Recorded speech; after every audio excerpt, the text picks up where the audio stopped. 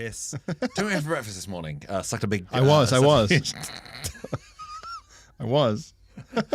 Yeah, Maybe that should be the cold open, like on those Netflix documentaries for this episode. It just fades in on this. Is it 3? 4. 4. It's not 4. I've already lost count. Yeah, it's 4. I guess because this is still very new to me. Yeah. So I'm still counting. They mean a lot to me. Counting the days. Yeah. It's BudPod 4. It's BudPod 4. And you spent the day at a theme park. Yeah, I did. I spent we should say we're exercising our right to bear bear bottles at the moment. This is the first Tinnies pod. I mean, we're on glasses at the moment, but we're this is the first time ever in a broadcasting job that I've been doing since, I guess, the tail end of 2011. Yeah. The first time I've ever had alcohol on really? the podcast. Never, ever. Does it feel mental? It feels mental. I don't like being in a microphone in the same... That feels really strange. It must feel like there's a podcast where you just have to leave a gun near a baby. Just watch it. Well, it's as odd as brushing my teeth on here. Like, you go, they're for different rooms. It feels really uncomfortable. In the same way, that's interesting. I feel really uncomfortable about the fact that, and I like the fact that every radio station I've ever worked at, because those radio stations are 24 hours, always have a shower block in the building. It's very, very handy to have. Yes. But I've only ever used them once or twice, even in desperate situations in which I've slept overnight in said radio station. Yeah. I've never enjoyed the fact of showering because you're naked in the shower and you go, I am 2 doors away from ruining my life. If I just fell forwards 2 feet, my life is over. Yeah. My life is over. I'm in an office block because the showers just open up into a big office. If I just... I'm suddenly naked in front of Gok Wan, who was qualified to deal with looking good naked. But yeah, I would feel humiliated by that. I see, yeah, the danger of context. Man. That's really funny. Because back in the day, when I was a newsreader, I would do like overnight gig at, Jongleurs Cardiff. Yeah. Would have a miserable time. The only satisfaction would be getting like the overnight Megabus or the last train. So you get to literally flee the country because you go, it went so badly, I fled Wales. Yeah. Like I had to leave Wales. And then I'd get back to London. And you're fleeing like it's World War II because you're queuing to get on a bus with luggage and stuff. Yes, yeah. And I'm wearing like a woolen cardigan and a big suitcase. I'm in Goodnight, Mr. Tom. And then I'd get to London at, say, 2 a.m. and I'd try and sleep for an hour and a half and then start reading the news on LBC at, say, 3:30. Ugh. So you'd have like an hour and a half sleep. But what would happen is there were a few rooms in the building that had sofas in, but every room in the building was motion. The lights were motion activated. I remember. So what would happen is I'd get to the building and the lights would be pitch black, and I'd be like, "Here we go," and I would just have to Mission Impossible my way through. Like I'd be losing half an hour of sleep time, just walking so slowly, like I'm in a Peter Gabriel music video or whatever. And then just lying down the sofa. And then what would happen is you'd then wake up half an hour later because all the lights would go chung, chung, chung, like a big hangar or the end of Raiders of the Lost Ark, like an enormous warehouse lights that are going on. And you'd go, okay, what's happened there is either I've made too much motion or there's a rat in the room with me. Yeah. Those are the two, because we're in Leicester Square, those are the two options. Yeah. You're the hardest working person in comedy. I mean, the idea of doing there's some dogshit gig and then you can't even sleep after, really. You've got to do a burglary. And then your job is burglary, bus journey like you're fleeing from France as it falls. Yeah, I think that made me really deal easily with like having a kid. Yeah. Because people were like, well, were you going to get woken up at 2 a.m. by a screaming baby? It was like, yes, but I'll wake up in my own bed. Instead of rats. Yeah, whereas my usual experience of getting woken up was on the Megabus at 2 a.m. and I get woken up because someone was crying because a bottle of piss had smashed. And I was sitting upright in a chair. I was sitting in an angle no one's ever slept at. The angle of seats on the National Express and Megabus are like concave, like they're slightly forwards, and you go, I'm falling forward. It's the angle of like a stapler. I'm sleeping halfway through. I'm a whole bunch. I'm sleeping halfway through the brace position, and I'm in such a stress position. I'm planking. I'm flanking to sleep. Every seat on the National Express or Megabus or whatever, the angle is like the bit before the drop on a roller coaster. Yeah. I'm at the beginning of Oblivion. Yeah. I'm on Oblivion. You go, just put homeless spikes and be done with it. If you don't want me to sleep, just say so. Just the whole bus, no seats, just sharpened broomsticks coming out from the floor. And you can lean on them for as long as you can stand the broom poking into your ass. You've given us all the seat the driver needs to stay awake. Yeah. Well, don't punish me, though. And then I've paid £3.50 for this. I've paid an amount that makes me think it can't be a business. It can't be real. Also, I once took an all-night megabus, and I sort of thought I'll sleep a bit maybe, but what actually happened was there's so many stops. And at every stop, all the lights go on like you've been caught escaping from Area 51. And then it's cold, it's lights, isn't it? Yeah. Cold, it's lights, yeah. You go, I know they've fitted into the ceiling, but why are they searching? I don't know. They've got searchlights on the bus. Also, they're so bright. Is this not half the engine power? Yeah, and they're so blue as well. The lights are so blue that you go, It doesn't make me retain the sleepy. I know what you're trying to do is make me retain the sleepy so I can easily go back to sleep again. I don't see bright blue lights as I'm basically asleep. Off I go again. It's like I'm in a giant, horrible, pissy tanning bed. But all the lights would go on. Yeah. The bus driver would go, "What is Cardiff Central? What is Cardiff Central?" But you got to say, I get off of Milton Keynes so brown. Those were miserable. The worst one I ever had was coming back from an unpaid open spot in Blackpool, in which I tried to go along to a promoter had said I can put you on for 10 minutes in Blackpool for £15. This is like 10 years ago. But you would back in the day, you just do any gig. You do any gig. I know. We sacrificed our whole lives. I lost so much of my 20s to this. Yeah. And so the day I spent was inexplicably at a theme park, which we'll move on to in a little while, as promised. But I spent most of the day at a theme park at the Blackpool Pleasure Beach, and then I went to do the gig, and the promoter, the second I went on stage, left to have a cigarette and missed my entire set. And when he came back, went, I didn't think you did that well. And I was like, you didn't watch it, but that's okay, that's fine. I'm just going to be very polite. And anyway, I was travelling in the Megabus overnight because I was coming back for a news reading shift at Classic FM or whatever. And I fell asleep, and I woke up, and I could hear the sound of the bus doors about to close. And I was like, oh my God, we've arrived in London. Holy shit, I'm going to miss a stop and it's going to carry on to Brighton or whatever. Yeah. So I went, stop. And I woke up and I rushed off the bus, and it was Luton Airport. And I watched the bus just travel away. No. And so I had to pull out of that shift. And so I made for my week's income was that £15 from that Blackpool Jesus gig, Christ. which I don't think I ever got paid. Yeah, not from that guy. Not from that fucking guy.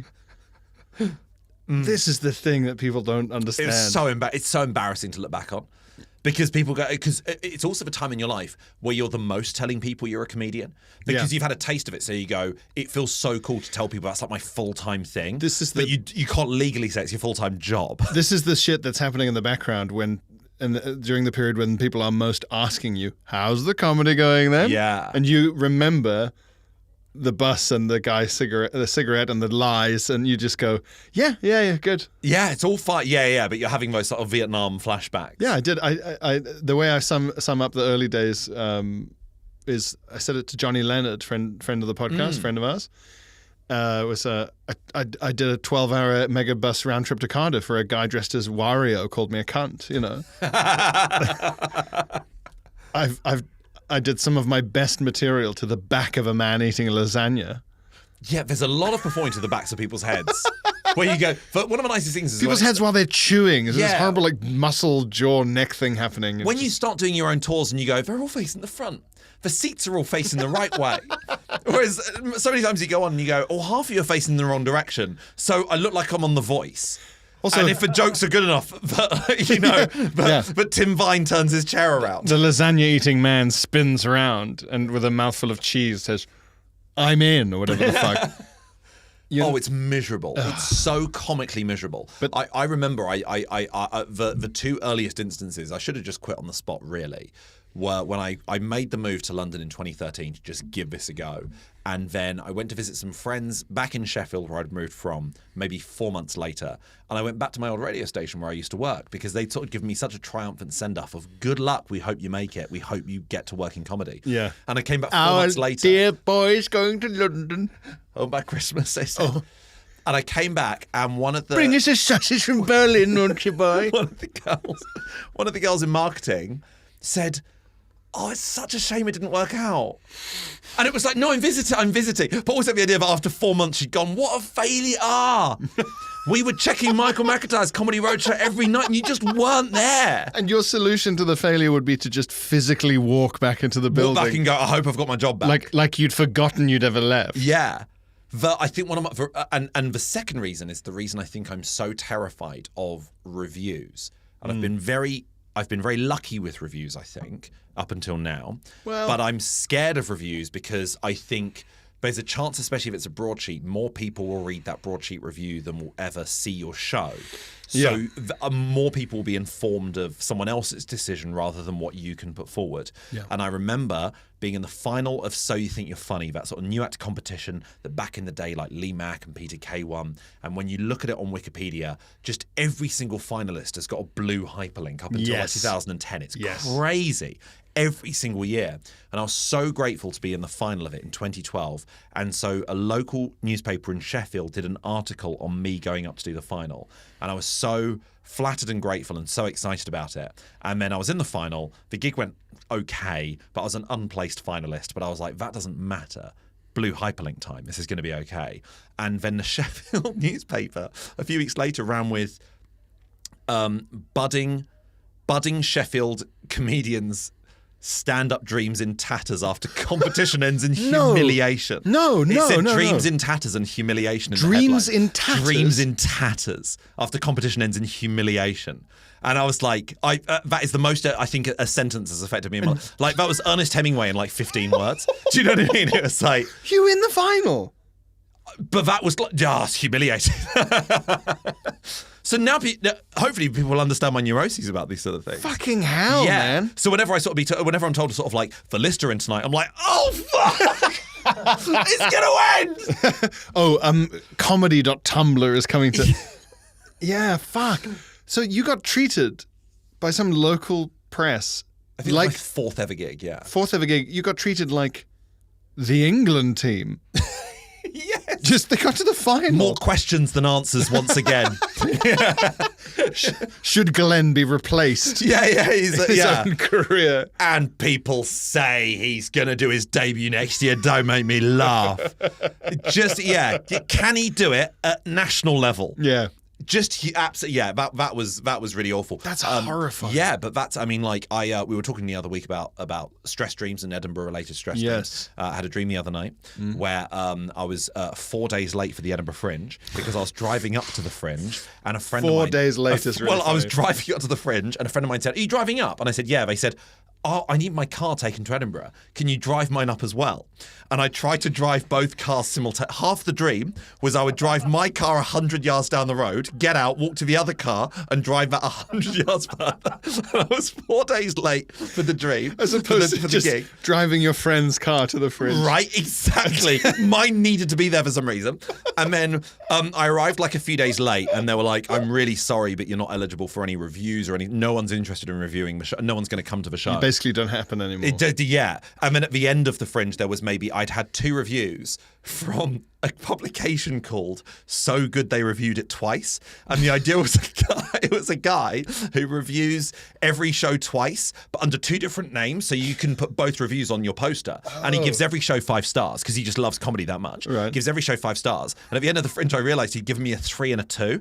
And I said to my PR person, I said, why is he giving me a 3 and a 2? And she said, because he couldn't make your show, so he couldn't exactly give it a 5, could he? He reviewed it anyway. Still your fault. He reviewed it anyway, and then I woke up like sweating. But I guess my ultimate conclusion about that dream is, what was it about? What did that dream? I wonder what that dream meant. What did it mean? It'd be so. I would love to see footage of you taking it to a therapist as if you didn't know, having not established a working comedy. No, but then it would be too interesting. Say, I'm a comedian, here's my dream. Yeah, and then just sort of just writing down, molested as a kid. But just look them in the face and go, what does it mean? What does it mean? What's it about? I hate having such obvious dreams because it means I have no imagination. It's so embarrassing. So embarrassing. It's humiliating. I had this because of working early morning radio, and then doing gigs in the evening means I often have to sort of sleep for a couple of hours during the day. So it's maximum dream time. But we've spoken about it during this before, where like, I get so humiliated when I have a nightmare during the day because it's so much more embarrassing because you go, everyone else is at work. The sun is up. Everyone else is doing useless stuff. And I was so worried about a scarecrow for like half an hour. I was in my pants and going, Yeah, like having someone having a dream on TV. No. I have them. Yeah, when they say the word no. Say the word no. And during that, someone was doing surgery on someone else. Someone was running the country. Someone was investigating a murder. Starmer was doing something. Yeah, it's so embarrassing. I found out on Sleep Cycle as well that my sleep talking voice is just my voice, which of all the voices to have is such a funny sleep voice to have, I think. Because most people's sleep voice is usually sort of like, just need to go to the supermarket, whatever. Yeah. Mine is, mine's basically sort of like, a theory about the propagation of light is like... It's like your full waking voice. It's playground voice. It's full volume, trying to sound like intelligent about something. It's like trying to sound... Yeah, it's really embarrassing to listen back. So your sleep talking but is... But there'll be a fart underneath it the whole time. So it'll be like... And then over that you'll be saying, many people speculate that... Yeah, it'll be that, yeah. And then it will just trail off because there's no idea behind it. Apparently, a lot of the dreams you remember were in the hour before you wake up, or half an hour. Yes, because apparently dreams are only like 20 seconds and they're all still images. And when people say, for instance, Keir Starmer, I don't dream, it's like, that's not, medically isn't true. It's such a funny thing as a politician to say, I don't dream. Yeah, the idea as well that you think that's what people would look for in a leader. That he's looked at Martin Luther King and gone, what's he doing? Yeah. What are you doing, Martin? Don't talk about your dreams. Yeah, that's the most boring thing in the world. I hate hearing about other people's dreams. I want to hear about the theme park. So I went to a theme park. I went to a theme park. We got to crack open the cans. Let's crack open a couple of cans. I've nearly finished this bottle of Heineken. Listeners, I've got Glenn and I some obscure Polish lagers. I would really like the podcast to be sponsored by some kind of quite sinister-seeming Polish lager. Late night off-license cans. Where you go, I don't think Sainsbury's do these. Yeah, I don't think I can get Puvlosh from Sainsbury's. Look at that. Here we go. What are these called? Varka. A privilege of delivery for Prince's Court. 5.2%. I love that even the caption is in a Polish accent. Privilege of delivery for Prince's Court. Yeah, okay. So directly translated. Yeah. So I was at a theme park today, the theme park that's been stuck in my head ever since I booked the tickets a couple of weeks ago. Yeah. Because for some reason when I booked the tickets, I've had stuck in my head, to the tune of Killing Me Softly, Chessington World of Adventures.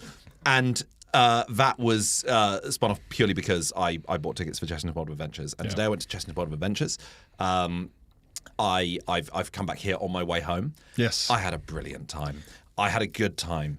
This is how much BudPod means to us, listeners. Even post-theme park, we will make sure you get your slice of BudPod. Yeah, I mean, the last time anyone else went to a theme park, they fell asleep in the coach on the way home. Yeah. Not me. I've gone to work. You've gone to work. Evening at the Coalface. The last couple of theme parks I've gone to, I've been on my own. To explain, the Blackpool gig, I went to Blackpool Pleasure Beach on my own because I had nothing else to do in Blackpool. I went to Blackpool Pleasure Beach. Sinister? No, it was absolutely fine, actually. It's a really wonderful theme park. But weirdly, I bumped into Tim Vine, who I'd only met once before. That was like an open spot. This is like 2015, so I was very, very new. But I bumped into him with his tour manager, and I knew his tour manager. And we went on the big one together. And we had a great time, and the big one got stuck. And so me and Tim Vine had a conversation just at the top of a roller coaster for an hour while we waited to be rescued. And I had a really good time. I had no issue. That's more useful for your career than going to a theme park on my own. And then last September, Katie was in Paris working on Last Leg because she's a writer on The Last Leg, and they were doing the Paralympics were being held there, and they were doing their shows from there. So I went out to visit her for a few days, and I'd made plans with a friend who lives in France to go to Disneyland Paris as a fun thing to do for the day. He dropped out. I'd already bought my ticket, and I just went to Disneyland Paris. That was harder because it's so child-focused that you look sinister when you go around. Yeah. You've got some very funny photos on your Instagram. And they are staged photos in which I asked random strangers, can you just have a photo of me looking miserable under Buzz Lightyear's dick? But they do still represent the true... They do represent how it felt. Yeah. The thing is, when you're on your own, you can speed run you can do any percentage speed run of a theme park. You can just go, you look at the queue lengths and you go, I'm going to do this one, this one, this one. I stop when I want, not when someone else wants. And you just go through. What I've learned from that is single rider is a folly. Single rider is not a valuable concept whatsoever. Single rider does not work. So people queue up in single rider. If you don't know what single rider is, the idea is you might get onto a roller coaster faster because you were queuing up individually. And if a roller coaster has like one individual solitary seat, they will fit you on there. However, when a roller coaster comes up and there's a few seats empty, they go, how many 2s, how many 4s, how many 3s? And if there's another 3, they might ask for another 3. It's always an even number. Fuck, of course. People went past me maybe 3 times in the single rider queue who were going in the regular queue, and it was like, that's so much quicker. Never go in single rider. It never works out. Were you a theme park person growing up? Because I grew up on the Isle of Man, and like there just wasn't anything like that, really. Were you jealous of the other Isle, the Isle of Wight, for having Black Gang Shine? Yes, exactly, yeah.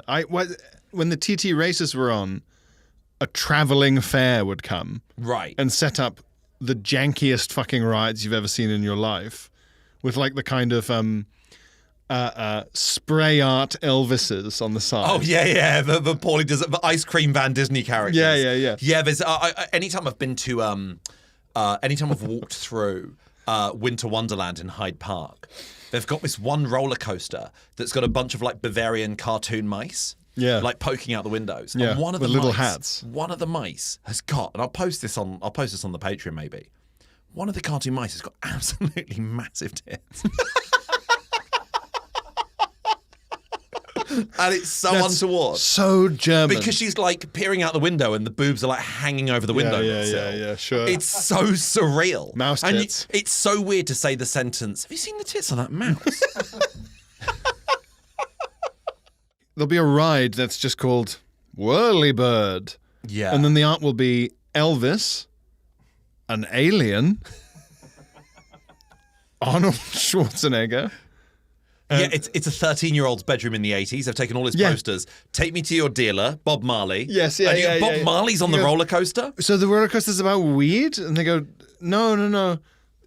It's Whirlybird. And you go, no, I know, but...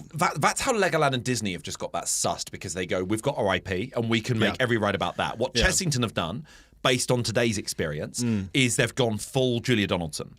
What used to be Professor Burp's Bubble Works, which I remember going on as a kid, is now a Gruffalo ride, and it's a lot more gentle. There's loads, there's like Room on the Broom and all these Julia Donaldson. But that makes it better, because I've never really understood, and I've kind of enjoyed in the past, non-brand theme parks. So Thorpe Park, I guess, must suffer from this. Roller coasters that try to have a storyline.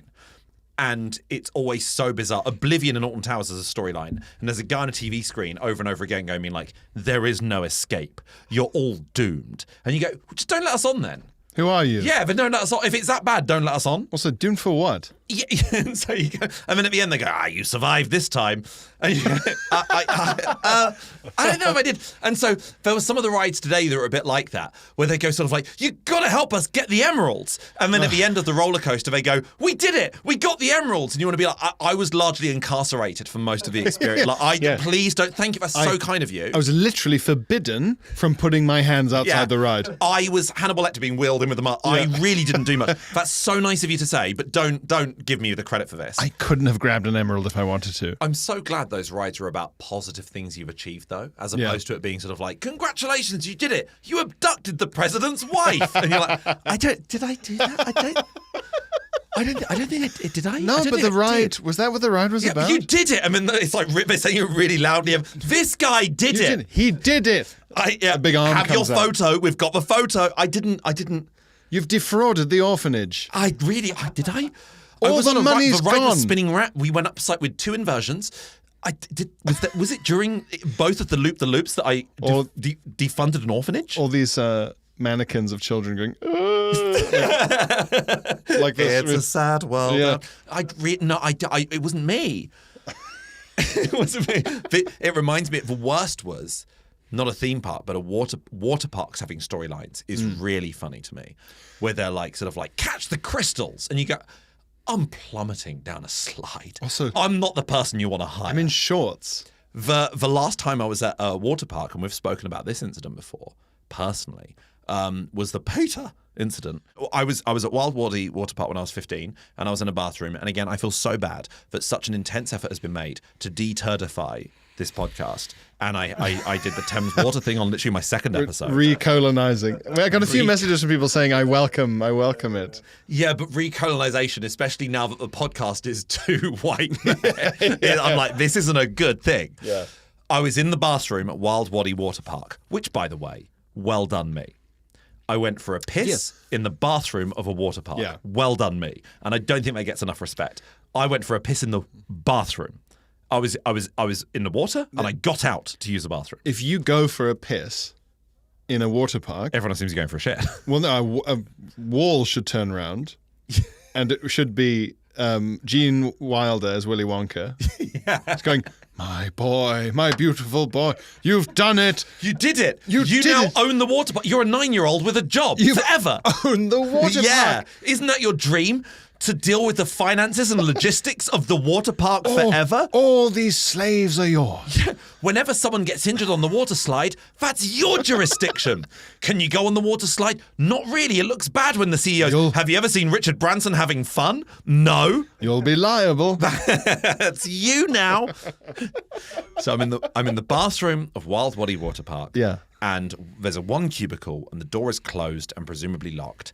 And a woman marches in like an 80s business suit. I'm talking like shoulder pads, big perm. She looked so 80s that she looked early 90s. You know how like the beginning of a new decade is the previous decade you can ever look? Yes. Like 2001 is the most 90s suits anyone has ever looked. So she was so 80s, she looked like she was in The Mask. Do you know what I mean? She looked like she was like 1993. Yes, exactly. And she marched in a business, maybe she worked there, but she marched in and she just marched into the gents' toilet and she hammered on the door of his cubicle. And she went, because there were lots of Australians there because it's halfway, but she goes, Peter, have you made your dirt? And I fucking died.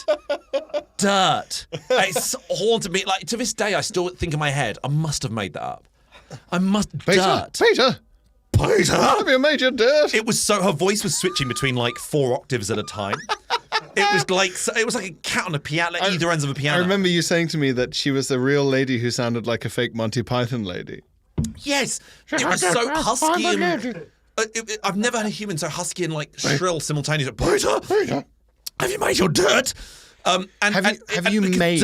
Made is awful. Dirt is awful because dirt is, I know it's something you'd say for like maybe a dog or a cat. But I think of dirt as like rubble that you clean up with the dustpan and brush. Bits of stone, but dust. Yeah, I think of dirt as like, dry soil, clay. It's so terrible. It's really terrible. Growing up, I heard British people saying dog dirt. And I thought that was really gross because I was sort of like, it's almost denying that it comes biologically from the dog. But certain... As if like, oh, no. When you digest food, it becomes the earth. Dirt. I think there are certain excretions maybe people can have where you'd go, that's dirt. Do you know what I mean? Like, not that that's like a new radio feature or something. Yeah. That's dirt. That's dirt. But sometimes like, sometimes the wretch, for instance, being 3.5 years old, will do a certain, like, will do a fart where you go, that's manure. That doesn't smell of shit. It smells of manure. Or ones where you go, that smells of dung. It's not like you just go, I don't associate it with a human. It's a green. I associate that with a smell you get in your car on the motorway and you go, I don't know whether to wind the windows down or put them more up. Yeah. It's either from really inside the car or really outside the car. I think that's right. And a really not decolonized thought I've had is, I'm sorry to do this. Look, we're in it now. Like this is the Tins episode, and it was like I think we've had a good run so far. I think we've done 3 episodes that I'm really proud of. I've been nervous going into each one about hoping they're going to be okay, and for some reason I've thrown caution to the wind because I've been up by this point for 18 hours, and we're a couple of tins in, and I'm like, I know this is more low energy from me than normal, but we're talking turds, baby. This is a stand-up routine I've always wanted to do, and I know it wouldn't work. I'm not foolish enough to try it because it's too pooey and it's too stupid. But I want to go on stage and say, look, there's a lot of... I know this is the kind of thing you're not supposed to say, I know this is the kind of thing that we all know is true, but you're not allowed to come out and say it for some reason. Some farts smell like farts, some farts smell like shit, and some farts smell like diarrhea. Okay? That is true. And we all know it's true, and you all know exactly what I mean. But you just can't say it. The man won't let you. I think I'm right about the smell thing. I think I'm right about it, Glenn. Yeah, no, you are. Yeah. There are 3 kinds, yes. At least. But we know of. But there are countless Take this possibilities. Pokedex. Yeah. I need you to... A wild hungover fart has appeared. I don't have to deal with... It's a gas one. No physical attacks work. The only attack that works is 12 hours of sleep and a salad. Awful. Have you ever done one that smells? There's another. We've really gone full in on this I know, episode. but it's a one-off. I think once you're in, you're in. And it's a one-off. We won't do this all the time. It's the tins that... I know. 'Twas the tin that made me sin. Another thing I said a few times on stage that kind of worked, but too many people pulled a horrible face when I said it, was, have you ever had hangover farts so bad you've considered putting a Glade plug-in up your ass?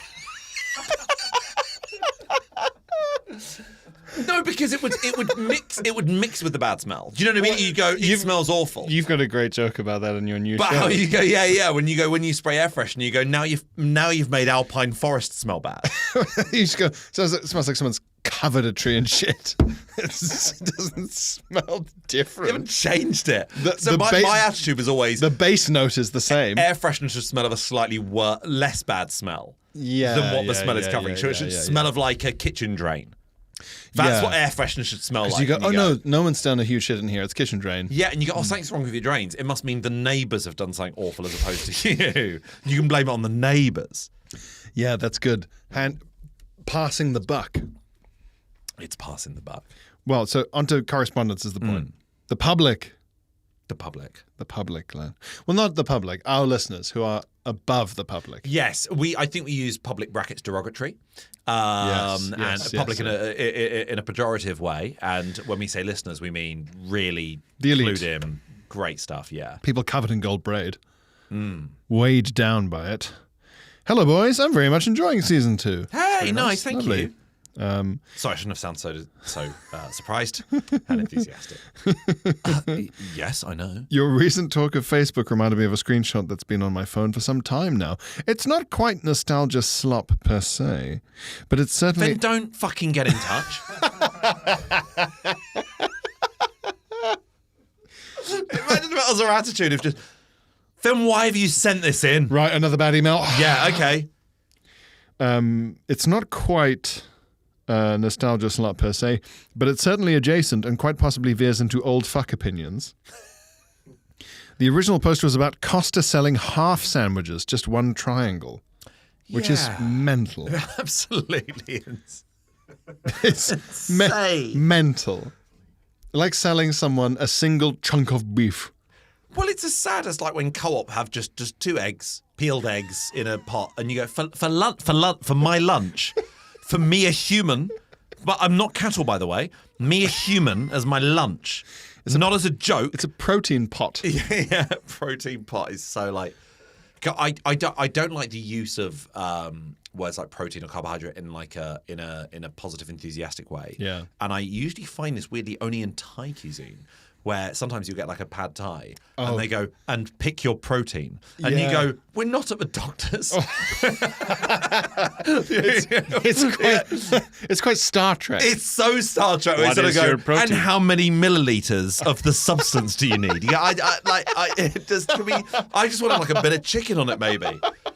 But the peanuts, how much of a protein do you need from and the fiber? How much will you be excreting later in terms of cups? How many cups of excrement? If we see a cup as a Kit Kat shaped mug you'd get with an Easter egg, how many of those will be excreting from your body later? I just wanted a bad time. I wanted a bad time. from a van. How many units of legumes? The original post was about Costa selling half sandwiches, just one triangle, and the comment section was a helpful reminder of why the Tories keep winning election after election. I'll let you dissect the comments yourselves. Kind KOJI's Tom. So, oh, I see. Yes, just the one triangle of sandwich. Do you see? Is it cheaper?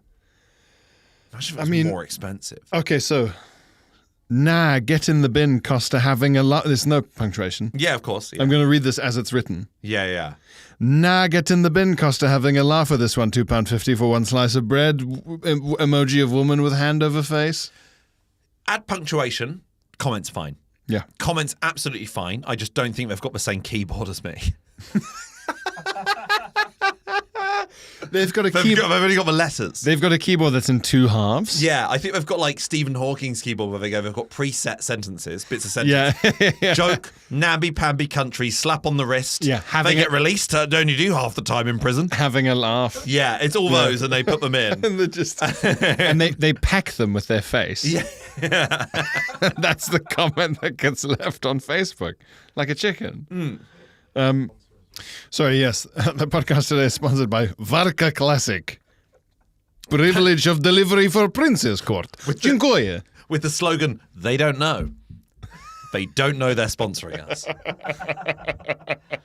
But if they did sponsor us, like, wouldn't it be nice if just for once on a podcast, the sponsor was true? Like, if we can seed this idea early on. Yeah. If we did get sponsored by them in 6 months' time, isn't it nice that we go and do you have proof?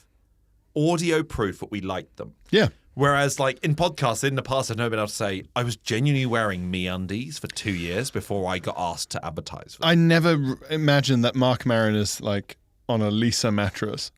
You know? Yeah. Whereas, yeah, if we were sponsored by Gleeshnack, the Silesian pint of choice. Speaking of Lisa mattress, Marge is dead. Did you see that in the news? What are you talking Okay. Oh, man. This is going to make me sound insane. What are you Sorry. What are you talking about? Marge is dead.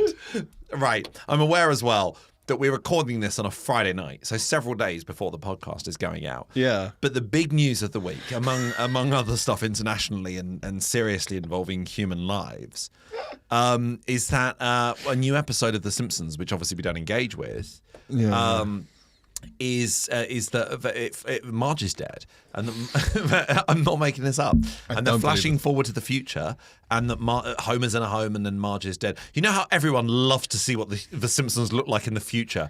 Everyone loves to see Bart as an adult, don't they? And Marge with like one bag under her eyes. Everyone loves that. They've had an extra line. It's awful, but apparently Marge is dead canonically in the future.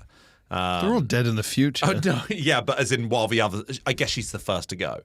Which is, it sounds sad, but when you go, well, at least it's not fucking Maggie. Do you know what I mean? If I go, Maggie dies first, about the age of like 9 or so. Maggie goes pretty horribly, actually. Or they go, or worse, they go, it was just a time to go. 9 years old, it was a time to go. What's that Morrissey song? Marge was the first of the gang. The first of the Simps to die. The first of the Simps to die. Oh, my. I've ever shown you that character of guy who's a big fan of The Simpsons but only knows them from hentai.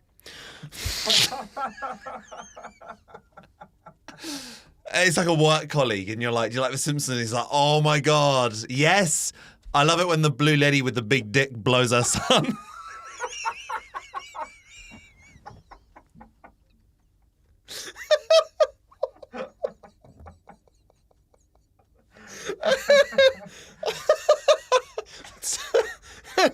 And this guy's still finding it funny. He thinks he's going, still images. This is that cartoon people like. Yeah. We have to click on the individual images and then the police come over sometimes. What is this guy's view of society? When he just never had the TV on at 6 p.m. He's never had the TV on at 6 p.m. But when he hears that The Simpsons are like kids' favorite cartoon, does he think, what kind of fucking country? Homer was Times Person of the Year, and he goes, "Did you hear about his fucking wife?" What are you talking about? Why do kids watch She's this? an incestuous paedophile.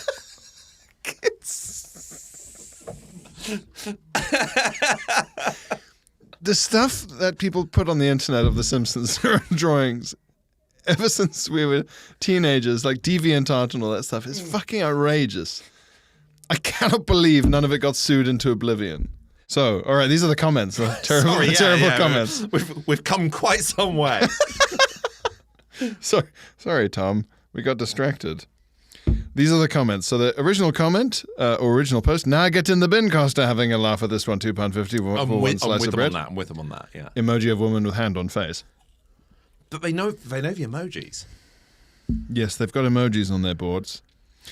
What a piss take. We used to treat ourselves, comma, on our way down to Cornwall with a Costa coffee. Okay, right. You don't know what treating is.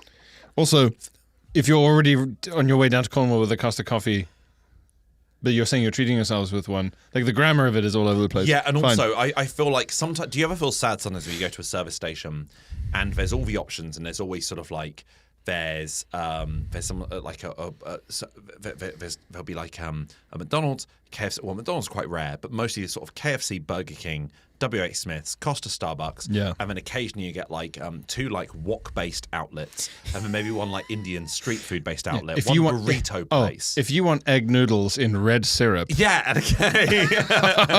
do we have the outlet for you? Every time I order from them, I go, "What have I done?" Like, I don't like the fact that you describe the large portions as X large. That's childish, and I don't like. Why do I keep getting stuff from you? But then occasionally, if you're lucky, you get like a Pizza Express or a Wetherspoons. I don't know why you'd ever have the time to go there, or Nando's. Yeah. But then sometimes you just see like what looks like a British Home Stores cafe.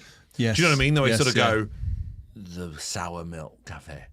Well, here you can have a slice of bread and a bit of corned beef. And if you're lucky, I'll spit orange juice directly into your mouth. And you go, who's that for? And occasionally you see an old couple walk in and they'll see that there's one of those and they'll go, oh, for fuck's sake. All right, well, I guess we're going there then. Because they can't bring themselves to enjoy their lives. Yeah. And they kind of peri-peri. They have a tray of school dinner. They all on the menu, it just says school dinner. And they get given On just the like menu, it shepherd's just pie. says, you know what it is. Yeah, shepherd's pie, and then there's a microwave next to it, so heat it up. And those ones, I feel really sorry for you that you just gravitated towards that decision. Just thought, this is what we're doing. And Yeah. it's not any cheaper. So those people right there, they were like, damn it, I've got to get my lasagna that I then need to microwave. Yeah. So they're saying, what a piss take. Not anymore, too expensive. We now take our own sarnies and coffee. That's always better than Costa. More comments. So this guy, Alan, who's saying it was a treat, and I know this is a boomer because they were taught how to type with a typewriter. Yeah. You have to put a space before you put a full stop or a comma. Yes. Or it will look like it's part of the letter. Because there's lots of ellipses with boomers. They love it. And to them, it doesn't mean trailing off in suspense. It just means pause. Yeah. So this shit is fucking littered with it. I'm going to read it as it's punctuated for our generation. At Alan, it was never a treat, double comma, because it's shit, double comma. With them so far. Sooner they go bust, the better. Bravo on your homemade! 4 exclamation marks after 2 commas. The satisfaction is overwhelming. Oh, man. About homemade things. To get that angry about a shop that you'll never go to again. Anne says, right, this'll annoy yeah. you. Never been in a Costa or a Starbucks. Don't see the point in walking about town with a paper cup in your hand. So she's one of those people who answers a poll with don't know. Yeah. What are you bringing? She's a member of the don't know generation. Anytime you make a joke about a film online, you can make a joke about The Shawshank Redemption and someone will go, never bloody seen it. Yeah. Okay. Don't know. Yeah. Don't like it. Thank you for making me reading you. Don't see the point in walking about town with a paper cup. The point is that there's coffee in it, Anne. Yeah. Does she think it's empty? People are just licking it. Yeah. I went in Starbucks 15 years ago. Very funny to know the number of years. Obviously something happened. So we're talking 2010. Gangnam Style had just come out. It was blaring. I went in Starbucks 15 years ago. I was in York with my kids. First and last time. Never been in the other shithole. Never will. And never going to enter the other shithole ever again either. Hope they go bust ASAP. So this is a guy who's so angry at Costa and Starbucks.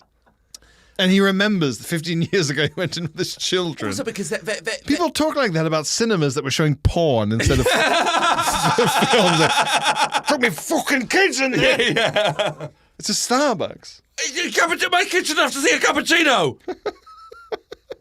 It's ludicrous the amount they charge. You could buy a jar of coffee for the price of one. Yeah, Anne. Yeah. Don't Google how much pasta costs. Versus an Italian restaurant, you fucking lunatic. Yeah, you go to these restaurants, you'll die. You'll die. I used to find it so funny when there was an advert on the radio years ago where it was McDonald's employees talking about their fondest memories working at McDonald's. What? And in the advert they were going, what? There was a guy who got locked out of his flat, and so he came in with the dressing gown, and he had to wait for 4 hours for a locksmith, and so he dressed him in like McDonald's employees outfit because we had like spare shirt and trousers and stuff like that. And it was like a fun twee advert, but also you're listening to it being like, I don't think that's your most memorable. I don't think that's the thing you most think about working at McDonald's. I think it's the time a guy just walked in and started wanking face down on the floor. That's probably the thing you think about most. How about something I've seen, which is someone walking up in the middle of like the night, like 2 a.m., leaving the queue, the big queue for the McDonald's. The bouncers just like, you know how in those like video games where the line of sight of guards is only limited? Yeah. This guy just found the gap in the line of sight of the bouncer guards, left the queue. He threw a chaff grenade as well, so the CCTV wasn't picking him up. Yeah. Well, he threw a rock and all the bouncers went, and looked over. Imagination. Must be the wind. He walked over to the bathroom door by the counters, tried it, locked, obviously, just pissed on the door. Just got his dick out and pissed on the door. I've seen a guy at a nightclub. And there's just like the expanding pool of piss over his feet. Yeah. Just while he's standing there, rejoin the queue. But why not? Because in for a penny, in for a pound. Yeah. I was queuing up for a uni bar once, and I saw a guy ordering quad vods at the bar whilst holding his stick in his hands and pissing against the bar. Because the staff didn't know. The staff didn't know that was what was going on. And you go, yeah, okay, Yeah. you've killed 2 birds with 1 stone. All I right. can't question that. I can't question what you've done. Fucking hell. Yeah. Yeah, the most memorable thing in McDonald's should be someone vaulting the counter and having to be fought off with boiling oil. Yeah, by the time we had 2 guys were shot dead in a suspected terror raid on the M1. And that's the advert. Da-da-da-da-da. Another dream I had. Did I say when I dreamt that McDonald's changed their slogan to "It is what it is"? But they weren't sad about it. They were a bit going da-da-da-da-da. It is what it is. Yeah. I think that would boost sales Yeah. so much. What could you possibly complain about? Well, this is the first time ever we've done an episode with a couple of cans. I've learnt what I'm like. We've all learned what you're like. Thank you very much for listening, guys, to this late Friday night cans episode where Glenn is still reeling from the experience of Chessington World of Adventures. Any theme park you can get on about 10 rides, and I think I had 10 rides worth of experiences. Fucking hell. 8 of them were with the wretch, so they were very gentle. Yeah.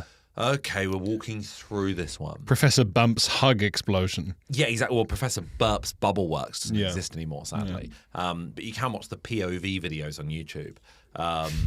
Is that one of the saddest things I ever do, is watch POV videos of roller coasters that went on in the 90s? That is, yeah. Because I went to Disney World, Florida when I was like 9 years old. That's a level of nostalgia I can't possibly... No, but to go, to see that ride from my perspective again. Is that not nice? Okay.